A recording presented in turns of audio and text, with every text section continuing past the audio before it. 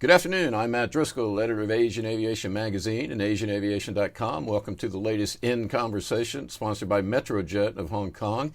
Today we're in conversation with Song Hoi-see, the founder and CEO of airport lounge and service provider Plaza Premium Group.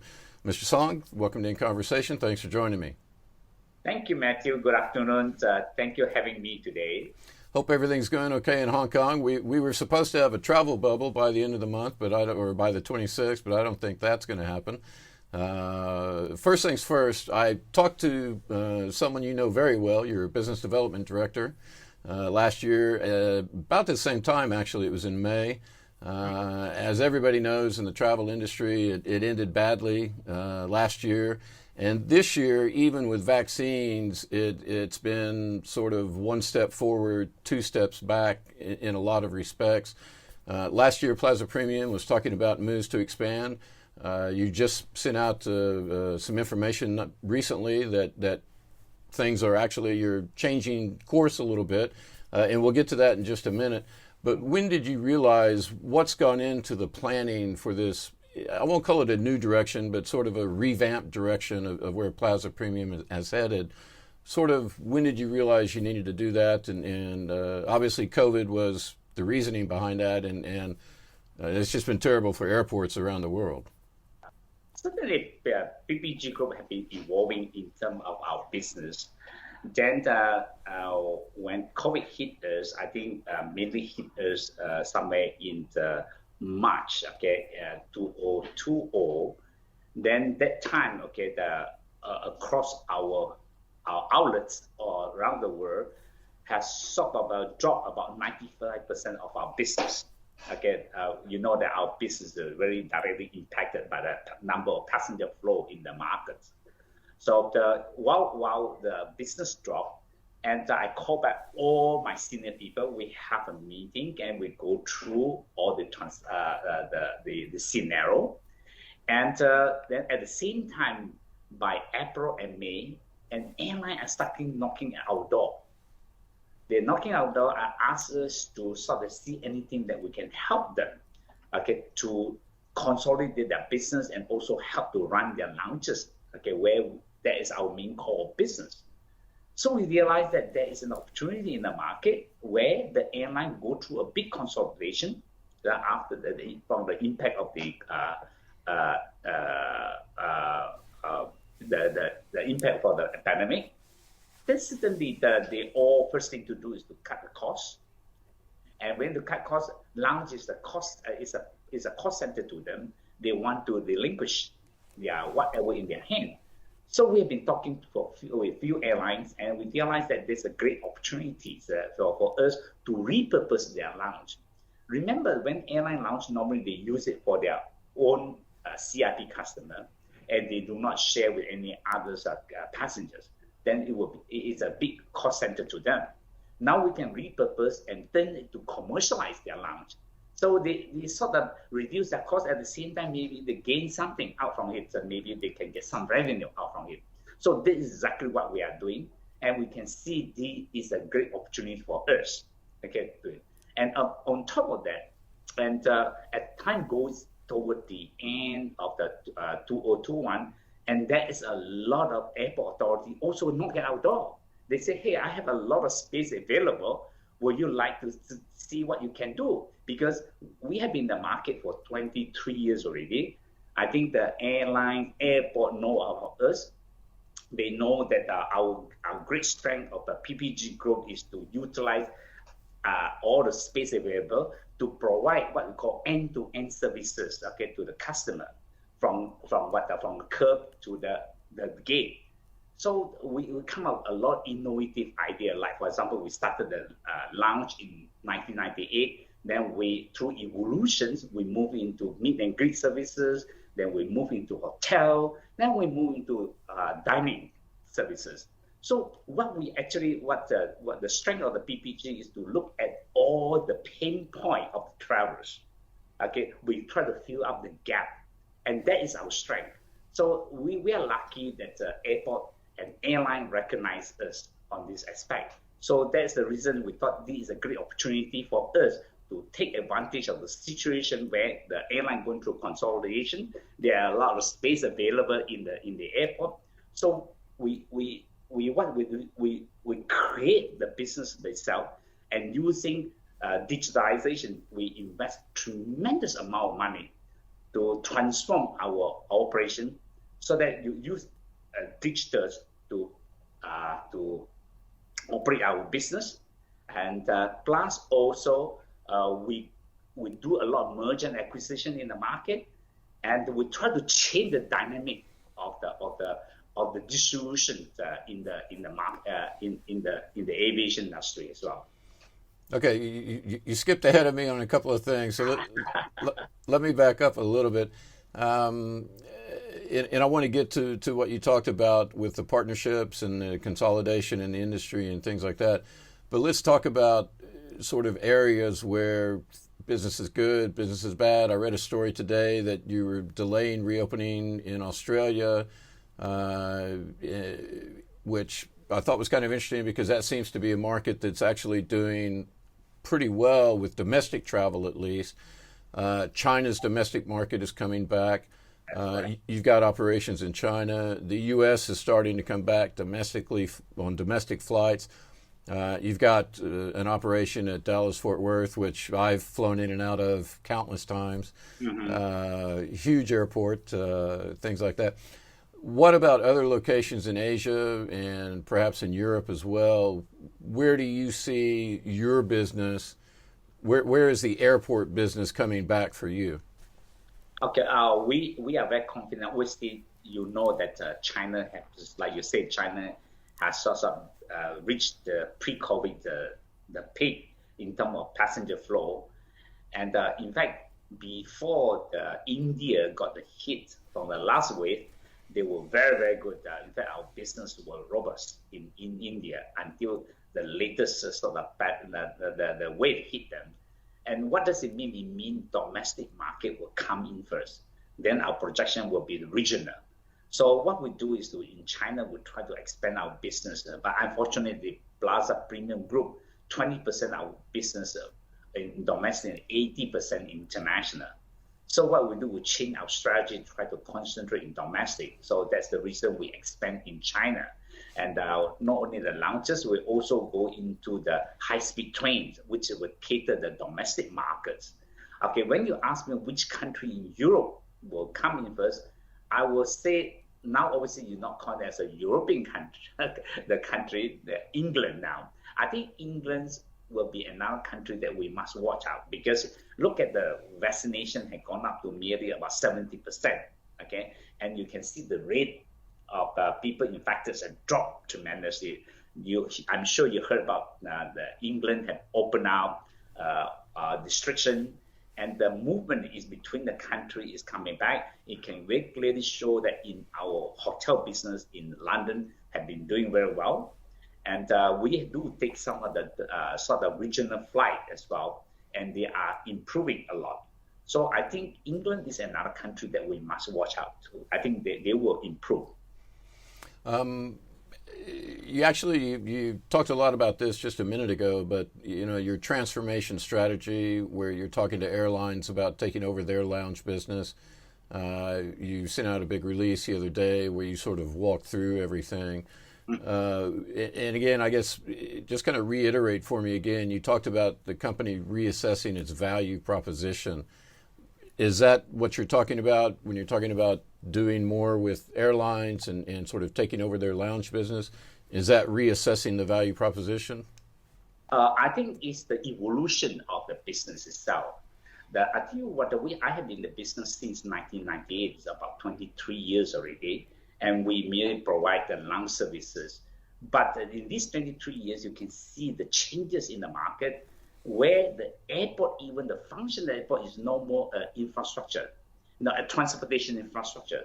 The people travel through airport, they want to experience the traveling and experience the facility they can provide with the airport. But you can see, okay, look, the best top airport in the world, like for example, Changi, Hong Kong, they spend a lot of effort to enhance their services so that the people will use them as a hub of traveling. So we also play a very important role in this aspect, because you can see the travelers, they are more discerning. They want something better than just a place for them to travel, to take off or a land. They want an experience. So that's why we keep on adding services, okay, provide that kind of service, so that we can cover them, like I say, from the curb to the gate. It's a series of services, okay, that provide a good experience for the travelers. That's the reason we, after 20 over years in the business, we see the transformation, and we have to move faster than the client expectation or passenger expectation. Like, for example, you may hear very, very soon, we're going to create a platform at the first of its kind in the world, where you can have a phone in your hand to book all the services in the with so-called passenger services under one phone. Anytime before you travel, you can book all the services. When you land at the airport, everything will be taken care. Well, let me jump in right there, because I want to talk to you about that, and we're going to talk about your Smart Traveler program. Is that what you're talking about? No, it's another thing. Okay. I'll elaborate more. We'll get to that in just a little bit after the break. But one thing I want to talk to you about, and you mentioned it a couple of times, is the curbside to the gate idea, which I think is fabulous. And I'll tell you why, is because I hate traveling. Which sounds funny from a guy I've been traveling all of my adult life. I've lived in Asia since 1987, Hong Kong, Singapore, traveled to India, Japan, Australia, everywhere. Normally in an average year, I go to 7 or 8 different countries. Mm-hmm. And I'm not even, my wife goes to more than that, and sometimes my son, he not so many, but he travels too. And the thing is, with COVID-19, if you've been on the number of webinars that I've been on the past year, everybody's talking about the airport experience is going to change. Airports are investing in technology to go touchless, so that you don't pick up a germ from whatever. And so everything is done on the mobile phone, the smartphone. Whether it's checking in, you check in your own bags, even going through immigration, passport control, all of those kinds of things. We've got things now. It's also going to change because, and we've talked about this with IATA, with ICAO, and everybody else, where we're talking about vaccine passports or testing passports. Now, I'm curious. I mean, you pretty much now have sort of a curbside to gate business. Yeah. How do things like testing or vaccine passports and things like that, does that figure into your equation at all, or is that something you're not going to be dealing with? That's very good questions. Remember, I said we try to provide holistic services. Okay.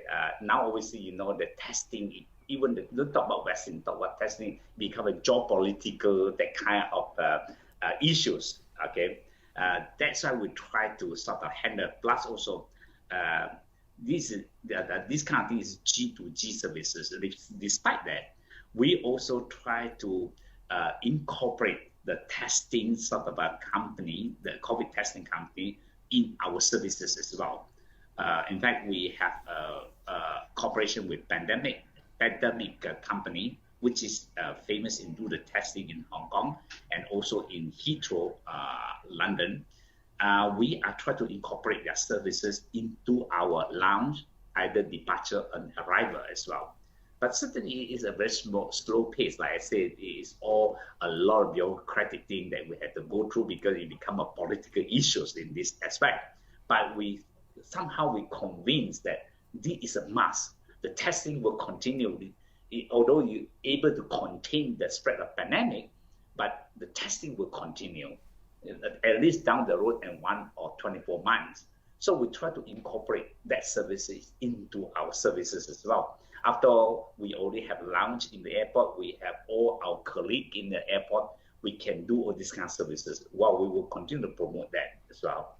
Well, and it's interesting to me too. I mean, I was on a call yesterday where, I'm curious because everybody in the industry, whether it's airlines, airports, your business, which is directly affected by airports and airlines, everybody in the travel chain is looking for someone or some organization to lead the way on setting up standards for these kinds of, it would make your job and the airport's job much easier if everyone said, okay, we're going to do the IATA travel pass, you have to follow that standard, because then you could incorporate that into, your operation, the airport, immigration, everybody else.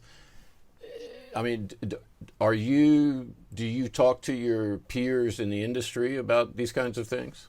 Yes, Matthews, actually, in fact, somewhere toward about September of last year, we sent out about 2,500 survey forms to our frequent travelers. Yeah, that's our members, so-called. And we asked them what do they are looking for after when travel sort of begins to sort of open up. You know what? We were very surprised. There are two things, very, very obvious two things they are looking for. First is lounge services. Okay, now then we go into detail. Why lounge? You know why? Because when they open up, the confidence is not there yet. So lounge is a place for them to rest before they boarding. I'm sure now if you have a chance to travel, I'm sure you don't want to walk around in the airport. You want a safe, a nice place for you to rest before you board. So lounge become the top, the kind of a requirement they want. And until it illustrates that recently Hong Kong have averaged about 1,500 people travel. We managed to capture about 15% of passengers, even with 1,500. We normally capture only 2 or 3%. Now capture 15%. It illustrates that whatever the survey turned out to be true. The second they are looking for is hygiene. Very, very important hygiene as well. So being an operator, lounge operator, you really have to come out with very strong procedures, policy to talk about this hygiene thing. So we have cascaded it down in all our operation. Okay, follow very strict rules. Okay, in terms of taking care of hygiene, how to avoid sort of like talking about policy in social distancing, simple thing like temperature sort of measurements, and also the way you arrange the lounge. And even today, we eliminated all the buffet. We have a QR code to order the food. So basically, sit on your table, then you just use a smartphone. Then you can use a QR code to order your food. Then we deliver food to your table rather than you walk around. And these are very simple things that all the operators must observe and must follow in order to gain that confidence for travel to come visit us. Yeah, I kind of miss the buffet, but it is what it is, so we'll have to do with that. Mr. Song, we need to take a quick break right here to hear from our sponsor, Metrojet of Hong Kong. We're going to be right back after this.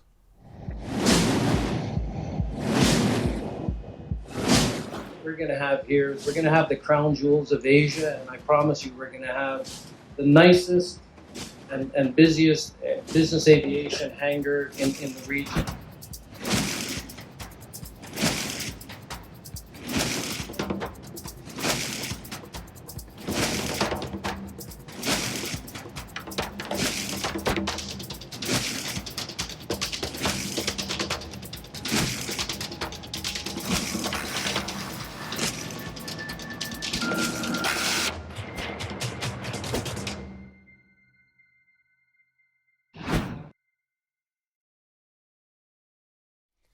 And we're back. We're in conversation with Mr. Song Hoi-see. He's the CEO and founder of Plaza Premium Group.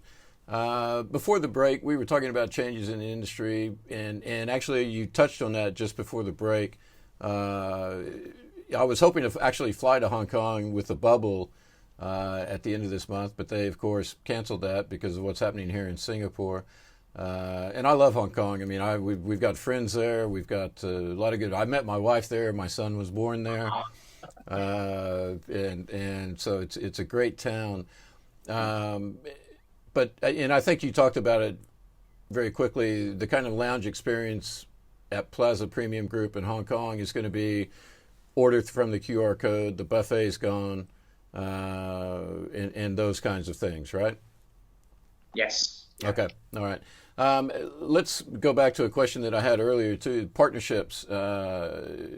You had mentioned, I think you announced earlier, and I'm not sure if I've got this right, YQ Now, and then Marhaba. You're working with financial institutions, others. Any other, you said you had some news coming out on partnerships. Anything you can tell us today? Okay, I tell you, I can share a little bit more with you about this. But first thing, what is the basic of the reason we have this kind of transformation? The most basic things that, look, we have been in the business for 23 years. And like I said, the travel become more discerning, more demanding, okay, in terms of demand side, and also supply side too, also very demanding. Would like our majority of our customer is financial institution, premium airlines, corporation, also the travel agents, okay? They are more discerning because their passengers, their customers is more discerning what they want. So we have to work with, like, for example, financial institutions, just provide them a lounge services is not good enough. Their customers say, hey, when I travel, I want more things other than lounge services. Like now, that's the reason we provide what we call end-to-end services, where they will do a meet and greet services, we can do concierge services for them, and plus also we can do fast track for them as well. So these are the end-to-end services. Plus also, big corporations not only just provide that kind of services, they want to be seen that they are providing the services.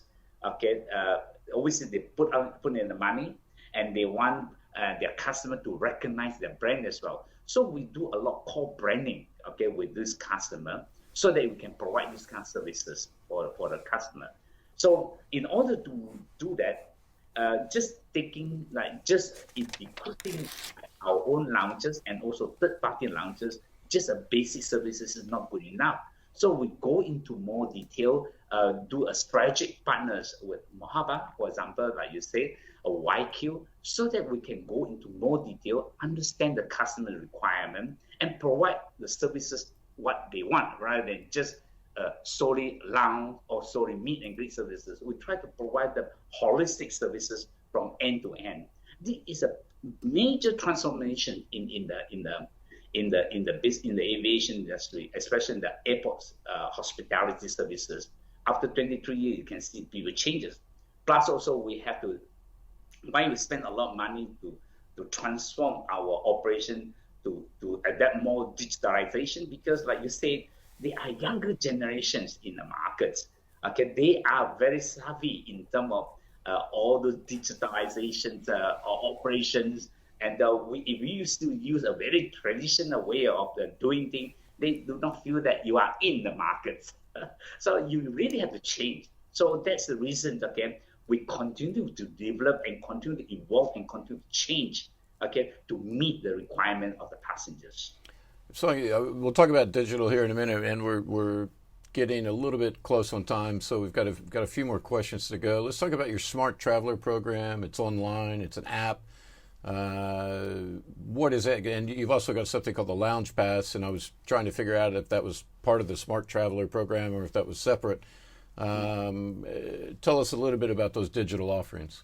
Okay, I like to introduce what I call a Smart Traveler. Actually, Smart Traveler is the first integrated digital loyalty program, can appear in the app and web sort of base to provide to connect all the PPG, okay, hospitality services between the travel industry.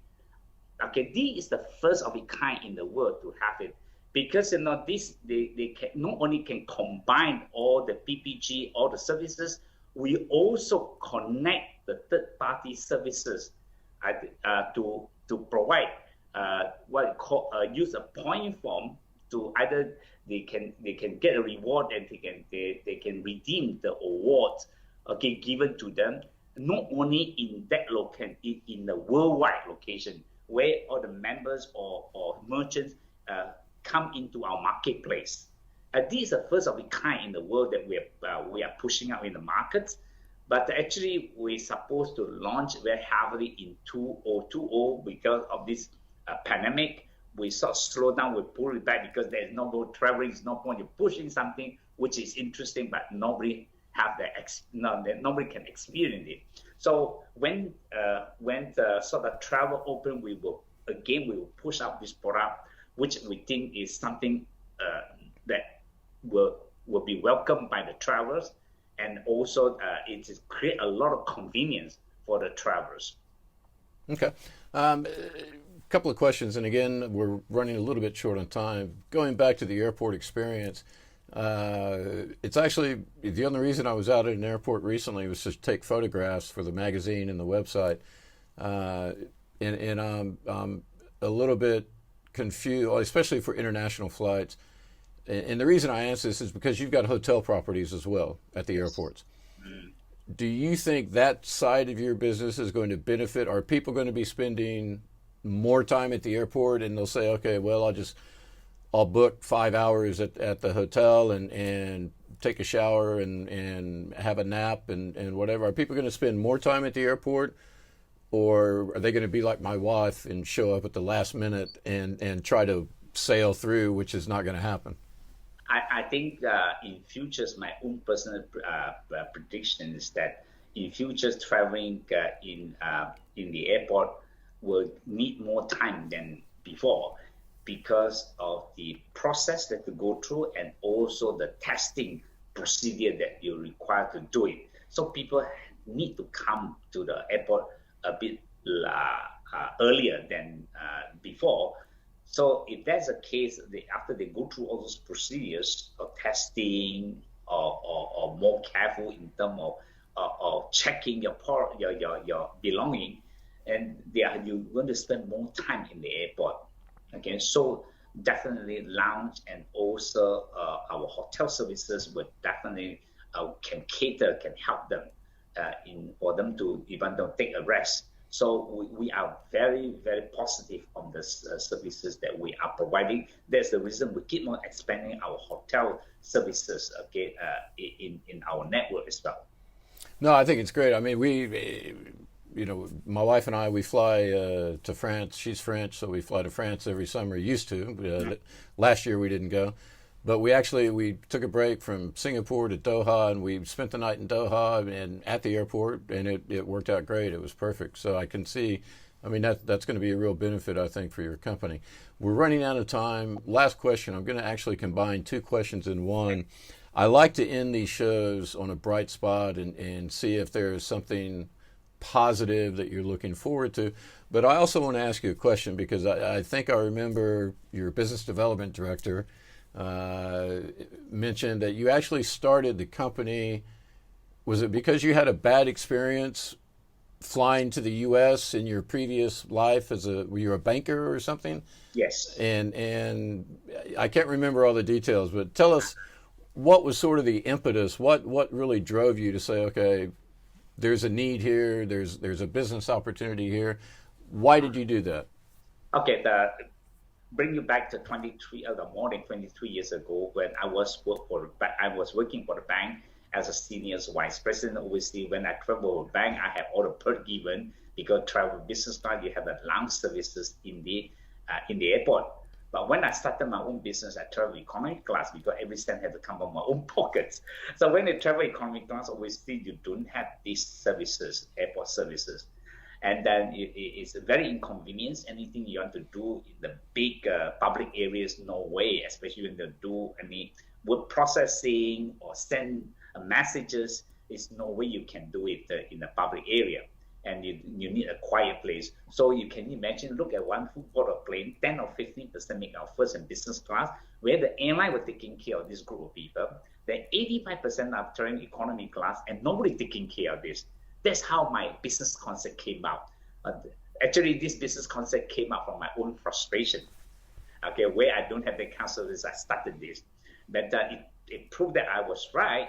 And now, present moment, we have 180 outlets in 49 international airports, and we are growing. And in fact, at present moment, for this dynamic in our team with plan in next 12 months, we're going to increase to 50 international airports, and we're going to expand again in next 4 years to about 500 outlets in the world. Sounds big. So that's the positive. That's the bright spot you're looking for. It is very positive. In fact, I've been telling people, yes, now we suffer tremendously, but we have conviction that there's a plane in the air. As long as there's a plane in the air, our business should be okay. So that is a positive part of my thinking. Okay. Song Hoi-see, founder and CEO of Plaza Premium Group. Thanks for joining me in conversation. Thank you, Matthew. Thank you. Nice talking to you.